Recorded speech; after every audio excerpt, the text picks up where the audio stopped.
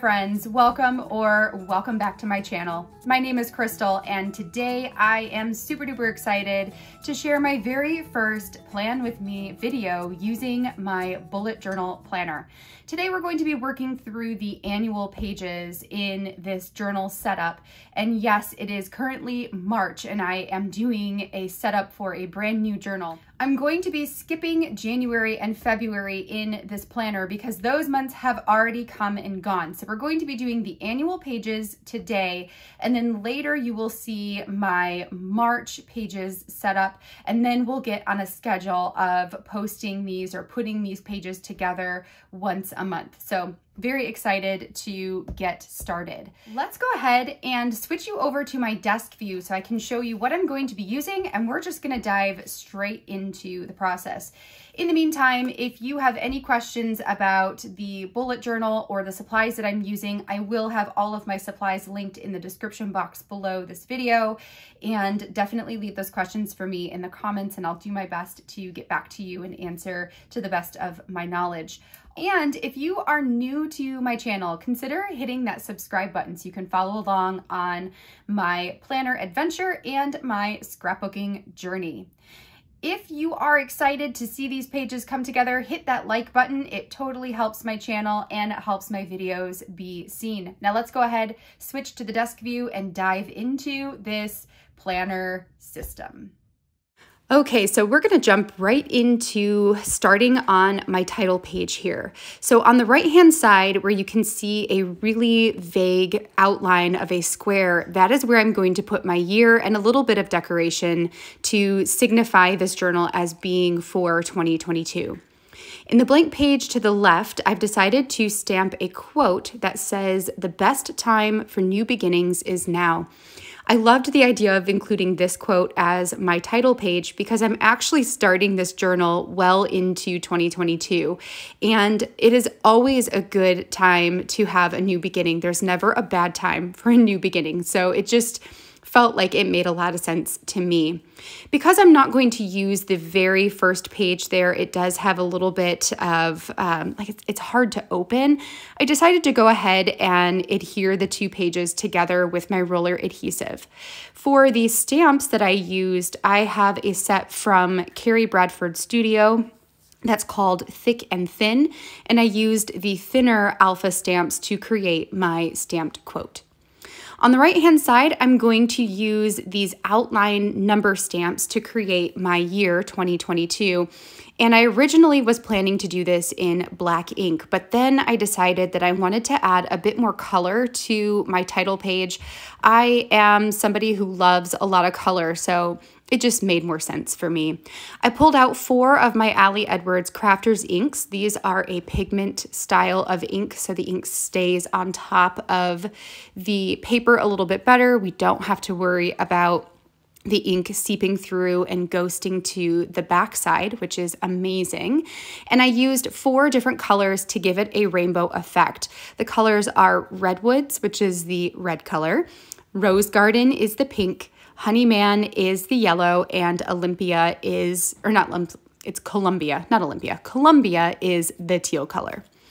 To add a bit more decoration and whatnot to this title piece, I pulled out a second alphabet stamp set. This one is a variety stamp set from Ali Edwards that has 3 or 4 different styles of alphabets, and they are smaller. I used a brush stamp looking font to write the word hello above the 2022, and then below the 2022, I stamped a box that says Merriment This Way with an arrow that's pointing down. That's from an older Feature Craft stamp that is no longer available. To finish off this page, I'm adding lines that will box off the title page here, but they are not going to connect in the upper left or the lower right-hand corner. And I just like the way that that looks. It makes it feel framed, but it also still lets it feel open. Now, because I had the color on the right-hand side of my layout, I decided that I wanted some on the left-hand side as well, just to bring the two pages together. I went back into my stamp sets and found one where there were a couple of like clustered asterisk looking stars. And so I'm using that with the 4 inks that I used for the numbers to stamp out some little sections, 4 little sections of the stars. And that's going to complete my title page. Now for the next page that I'm working on here, this is going to be my future log. If you are new to bullet journaling, a future log exists for the purpose of writing down your future appointments or events or things that you know are going to happen in the future, because as you work through a bullet journal, you're really only putting together the next month's spreads. So if I were to set up an appointment that's going to happen 3 or 4 months into the future, I would need a place to hold that information in the meantime until I get to that month where I'm actually putting together my month's spread. For my title, I am using these flag banners, which I was very, very inspired. In most of the next pages, I was very inspired by a girl named Lauren, who is a bullet journaler on YouTube. I binge watched so many of her videos because she has a much simpler style. And for someone like me who's just starting out, that seemed really, really manageable. So I am using some of her layout designs to start out my very first journal here. So I used the banner shapes that she drew for a lot of her title pieces, and I wrote in future log into the 2 different banners. Now, one tip that she gives, and I will do this moving forward, is to actually color in the spaces where you're going to put your titles before you write the titles in there, and that's going to help the ink not bleed and then also make things a little bit more vibrant. So later you'll see me color these in first before I add the title pieces, and that's why. For the months, I wanted all 12 months to be on the 2-page spread because I don't typically have tons and tons of appointments that I need to remember for the future. So I don't need a ton of space to write that, where I would want this to be a 4-page spread. So 2 seemed fine and manageable for me. To write in the titles or the month titles above each of those calendars, I'm using a stamp set that has the months of the year in really small font. That one is also from Carrie Bradford Studio. It's called Willow Time, but I believe it is sold out and discontinued. But any small little month title stamp will work for something like this. I'm also planning to purchase a new stamp set from a company called Everyday Explorers, where they have a calendar builder stamp set where it is the days of the week, like I just wrote out by hand, in a stamp form, so then I would not have to write those out by hand in the future. For now, this was fine. I made it through. I took a break halfway through after writing out the June dates and then stamped everything out and then went and finished the last 6 months so that my hand didn't cramp up too bad. So now I'm using a gray mild liner pen from Zebra to fill in and color in these ribbons. Now you can see that I'm going to switch up my style of coloring because I decided I liked it better when I did those long strokes versus going around the perimeter and then filling them in. And then for the little portions that are the folded back where they would normally be shaded, I added a second layer of coloring on top of that just to help darken them in. I'm using the same gray color to highlight the title pieces there, the month titles, so that everything blends together.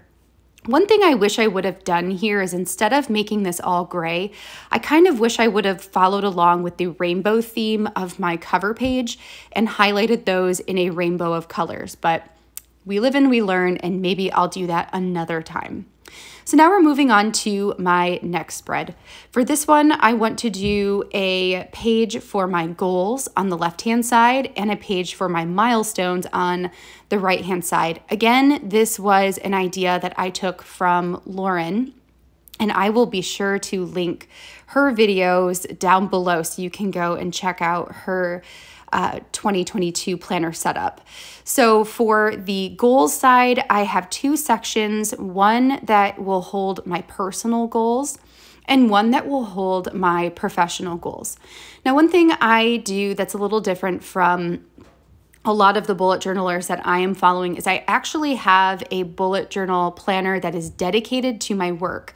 So this planner is not going to be a home for very many things to do with the work that I do, except for the professional goals section in the page to the left, and the milestones in the page to the right is also to do with my line of work. But I thought that it was just a really fun layout to include. And as these get filled in, and if they get filled in, then it definitely is a reason for celebration. So why not have a place to document that in my day-to-day planner as well? For my titles there, I'm using a scripty kind of cursive font. I, as I have said before, do not have a lot of experience with calligraphy or anything like that. So I am just playing around and trying to figure this out. And I did write it in pencil first so I could write it and rewrite it and rewrite it. I can't even tell you how many times it took me to make it look the way that it looks in this. But I'm glad that I did, and I actually really like the cursive look. So maybe I'll give that a try again in one of my monthly setups in the future. For the milestone trackers, there are two of them. The top half is going to track my YouTube subscribers, and the bottom half is going to track my Instagram followers. So I decided to keep my milestones fairly achievable, where they go up by 100 by 100 subscribers, and then I believe by 100 followers as well. So hopefully going from about the 5.3-ish subscribers I'm at now, and I'm hoping to see if I can get to 7K by the end of the year. Who knows if we can get there? It would blow my mind if we could. And then Instagram, right now I'm somewhere in the 7,000 range, and we're gonna see if I can maybe get up to somewhere close to 9,000. Who knows? Again, it would blow my mind, but if we get there, then how fun will it be to have a place to document those? For the trackers themselves, these are shapes that are made to look like notification bubbles. This, again, was totally Lauren's setup and something I just wanted to adapt into my own journal here. Loved the way that these looked, and they're a really simple shape to draw. So since I don't have a lot of experience with doodling, this was, again, very approachable for me to put in my own journal. I'm going to erase all of those pencil markings on there, which I forgot to do on the calendar page. I'm going to have to go back and erase those because it does clean it up and it makes it look a lot nicer. And I just needed to let the ink from my pen dry a little bit before I erased those lines, and then we were all set. Okay, so now we're on to my very last layout for my annual setup. And this one is one that I am making up for myself. I am participating in the One Little Word class this year, and I'm using the journal in order to document my journey with my word throughout the year. In that journal, there is a page where you put a selfie in for every month of the year, and that's one of my favorite layouts to go back and look at. So I wanted to bring that same type of spread into my bullet journal here. So this page here is going to be a year in selfies. So I'm setting this up with the same titles I've been using throughout all of the intro pages. See, here's where I can color that in first, and then we go back in with the pen and write in the title, and it looks much better. So fingers crossed that I remember this for the future because it does make a big difference.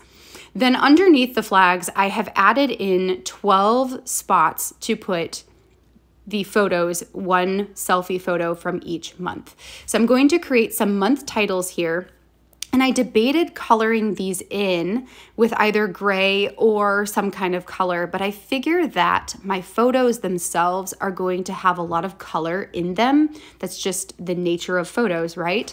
So I don't necessarily want to start this page off with a lot of color only to add more in and clutter everything up. So I'm just going to leave these blank or white on the inside where the title is going to go, and then I will pencil or pen over my titles, where I'm adding the first 3 letters of each month and just doing that in kind of a, you know, a block letter, like an all capitals type of block lettering.